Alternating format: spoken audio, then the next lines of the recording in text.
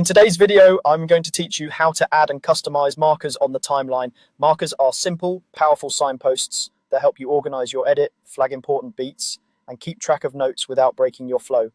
Let's walk through the exact process so you can place them with confidence and make them truly work for you. First, move the playhead to the exact point where you want a marker. You can do this by scrubbing along the timeline ruler or by playing back and pausing right on the moment you care about, like the start of a sentence, a music downbeat, or a visual transition. If precision matters, zoom in on the timeline so each frame is easier to target. Take a second to make sure the playhead line is exactly where you want it. This is the reference your marker will lock to. Once the playhead is in position, press the M key on your keyboard. Instantly, you'll see a green marker appear on the timeline ruler.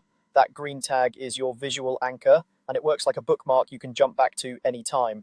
If you don't see it at first, you may be zoomed too far out. Zoom in a notch, and it should be right there sitting at your playhead location. The marker lives on the timeline ruler, so it's easy to spot regardless of which clip you're working on.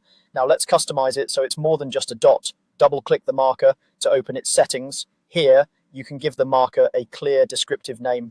Use names that tell you why the marker exists at a glance, like cut to B-roll, voiceover in, or music cue.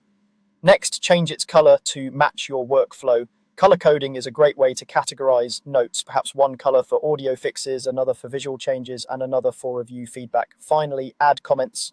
This is where you capture quick reminders or detailed notes such as timing, replacement ideas, or client requests.